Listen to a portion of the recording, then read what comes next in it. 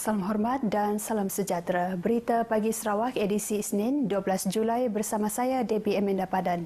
Kerajaan negeri melalui Rumah Sarawak di Kuala Lumpur, RSKL dan Sarawak Volunteers SV sentiasa bersedia membantu anak-anak Sarawak di Semenanjung, Sabah dan Labuan yang berdepan masalah akibat Perintah Kawalan Pergerakan PKP. Penaung SV yang juga Menteri Kanan Kerja Raya, Dato' Sri Fadilah Yusof berkata, bagi tujuan itu, kerajaan negeri dan ahli-ahli Parlimen Gabungan Parti Sarawak telah mewujudkan pusat operasi bantuan di RSKL sejak awal pelaksanaan PKP bagi membantu warga Sarawak yang memerlukan.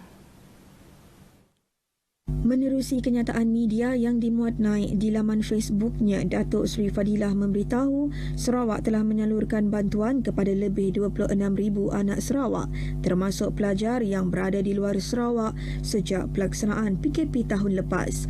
Antara bantuan tersebut adalah menguruskan penghantaran pulang pelajar dan anak Sarawak yang terkandas serta menyediakan penginapan sementara selain bantuan kewangan dan bakul makanan. Sementara itu, bantuan kebajikan melibatkan peruntukan lebih RM430,000 telah disalurkan kepada 704 anak Sarawak setakat ini sejak tahun lepas. Ia melibatkan 3 kategori bantuan iaitu bantuan mingguan bagi kes yang dirujuk dari hospital di Sarawak, penghantaran jenazah dan bantuan lain seperti penginapan, makanan dan tiket penerbangan. Sehubungan itu, Dato' Sri Fadilah berkata anak-anak Sarawak di Semenanjung, Sabah dan Labuan yang berdepan kesulitan boleh menghubungi talian yang tertera. Dalam perkembangan lain, Menteri Kanan Kerja Raya Dato' Sri Fadilah Yusof yang juga ahli Parlimen Petrajaya memaklumkan seramai 5,000 ketua isi rumah KIR di bawah parlimennya mendapat manfaat daripada program bakul makanan, pakej pelindungan rakyat dan pemulihan ekonomi pemulih. Dato' Sri Fadilah Yusof memberitahu peruntukan RM300,000 kepada kerajaan persekutuan itu diagihkan kepada golongan sasar di Parlimen Petrajaya. Jelas beliau, penetapan RM100 untuk setiap bakul makanan dikurangkan kepada RM60 bagi memastikan lebih ramai golongan sasar mendapat manfaat yang sama, menjadikan jumlah penerima bertambah kepada 5,000 KIR.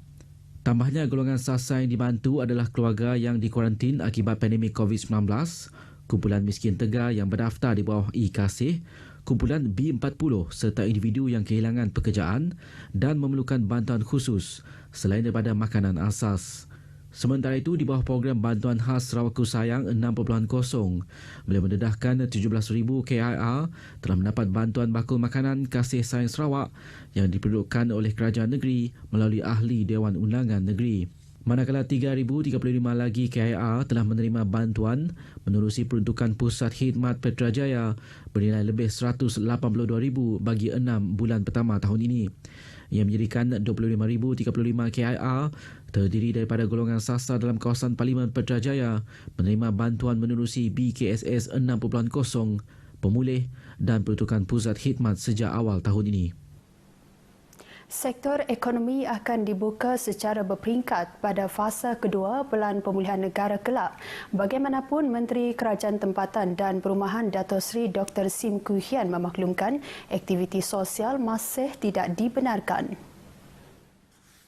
Fasa 2 including opening or dine-in. But there must be condition lah. We not ready to open our social activities. Opening a social activity means birthday party, kawinan dan semua. Beliau yang juga penasihat jawatan kuasa pengurusan bencana negeri turut mengingatkan penduduk supaya sentiasa mematuhi prosedur operasi standard sekiranya sektor ekonomi mula beroperasi. Jelasnya ini berikutan penemuan kes baru melibatkan varian Delta yang dikesan di negeri ini dan jumlah kes COVID-19 yang masih mencatatkan 3 digit. Datuk Seri Dr. Sim Kui Hian berkata demikian ketika ditemui pemberita selepas program kongsi rezeki pantry community di Kota Semarahan. Baik, kita ikuti laporan prestasi vaksinasi Sarawak setakat 10 Julai.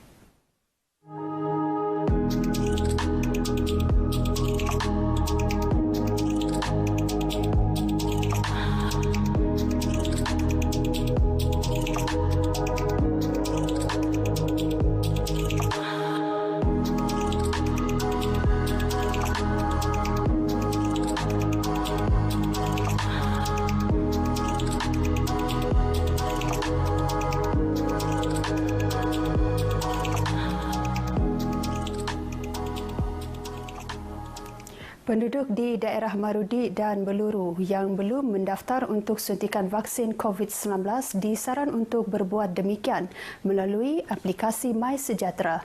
Menteri Muda Kerajaan Tempatan Datuk Penguang Mangkil memberitahu mereka juga boleh mengemukakan nama kepada ketua kaum di kawasan masing-masing untuk dihantar ke klinik kesihatan berdekatan. Datuk Penguang menjelaskan langkah tersebut penting dalam usaha melandaikan lekuk COVID-19. Beliau ditemui ketika melawat ke PPV sekitar daerah Marudi dan daerah Beluru di Miri. Sementara itu, sebanyak 10,846 dos vaksin pertama dan 6,600 dos vaksin kedua telah diberikan kepada penerima di Dewan Suara Marudi setakat ini. Manakala 10,166 penerima pula di Pusat Pemberian Vaksin Dewan Masyarakat Beluru dan Klinik Kesihatan Daerah Beluru bagi dos pertama serta 4,149 bagi penerima dos vaksin di kedua-dua PPV berkenaan.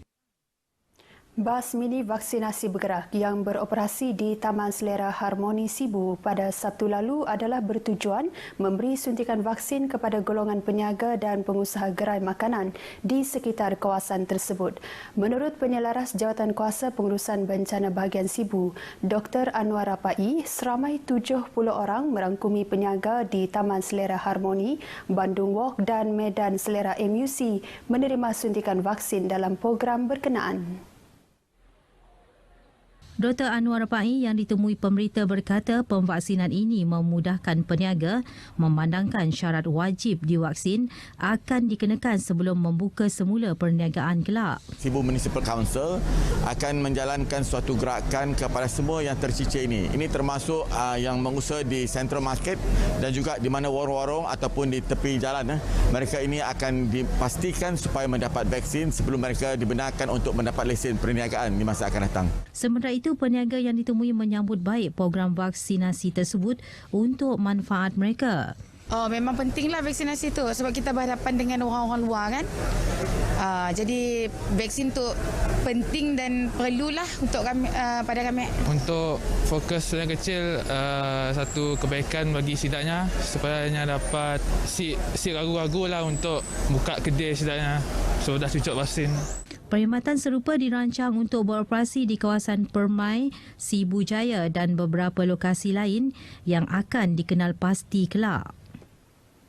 Seramai 278,608 penduduk bahagian Miri telah melengkapkan suntikan vaksin COVID-19 dalam fasa 1 dan 2 program imunisasi COVID-19 di bahagian itu. Menurut kenyataan media, Menteri Bertanggungjawab Jawatankuasa Pengurusan Bencana Bahagian Miri, Datuk Lee Kim Shin, daripada jumlah tersebut sebanyak 64.5% adalah bagi dos pertama dan 20.35% bagi dos kedua daripada 328,344 anggaran populasi penduduk Miri yang layak berumur 18 tahun dan ke atas. Datuk Lee Kim Shin dalam pada itu memberitahu program vaksinasi fasa 2 dan 3 di bahagian Miri berjalan lancar di 8 buah pusat pemberian vaksin PPV awam. Selain itu, 2 PPV hospital awam dan 26 PPV klinik kesihatan turut beroperasi di bahagian itu. Datuk Lee yang juga Menteri Pengangkutan menjelaskan jumlah keseluruhan kapasiti awam bahagian Miri ialah 18,600 dos suntikan dalam sehari. Beliau memaklumkan 3 pasukan vaksinasi bergerak yang hanya mengkhususkan kepada individu terlantar di rumah dengan kapasiti 100 dos suntikan bagi setiap pasukan. Bahagian Miri juga katanya mempunyai 7 PPV swasta dengan jumlah keseluruhan kapasiti ialah 3,716 dos suntikan dalam seminggu. Sementara itu, sebanyak 6 PPV industri turut beroperasi, antaranya sektor peladangan, sektor logistik dan pembuatan dengan jumlah kapasiti sebanyak 11,978 dos suntikan. Program vaksinasi di kawasan pedalaman giat dilaksana bagi memastikan proses imuniti kelompok di kawasan luar bandar tidak tercicir. Residen bahagian Sarike Felicia Tan Yahua berkata, menerusi pelaksanaan pusat pemberian vaksin PPV bergerak Outreach, ia sekaligus memudahkan urusan penduduk di kawasan luar bandar untuk mendapatkan vaksin.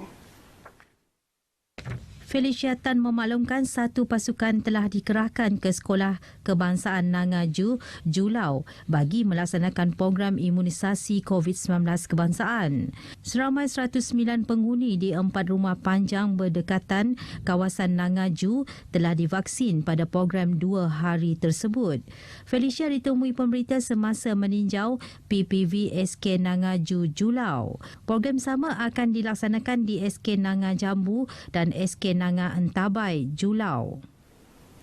Sarawak merekodkan sebanyak 270 kes baharu positif COVID-19 semalam, menjadikan jumlah keseluruhan meningkat kepada 68,869 kes. Jawatankuasa Pengurusan Bencana Negeri JPBN menerusi kenyataan media memaklumkan daripada jumlah kes baharu tersebut, 2 kes merupakan tahanan di Pusat Pemulihan Penagihan Narkotik Kuching dan 4 kes dikategorikan sebagai import A. Dalam kenyataan sama, JPBN memberitahu daerah Kuching mencatatkan kes tertinggi dengan 74 kes, diikuti Meradong 36, Mukah 22, Sarike 21, Semerahan 16, Miri dan Sibu 14, manakala Bintulu dan Seratok 10. Sementara satu kematian juga direkodkan semalam di Hospital Bintulu membabitkan seorang lelaki tempatan. Perintah Kawalan Pergerakan diperketatkan PKPD di Rumah Kedeni Beleti Undup di Sri Amang dilanjutkan sehingga 18 Julai. Manakala 8 lokaliti ditamatkan PKPD. Berita Pagi Sarawak berakhir di sini. Utamakan keselamatan diri anda dan jaga diri. Saya Debbie Amanda Padan. Jumpa lagi dan salam hormat.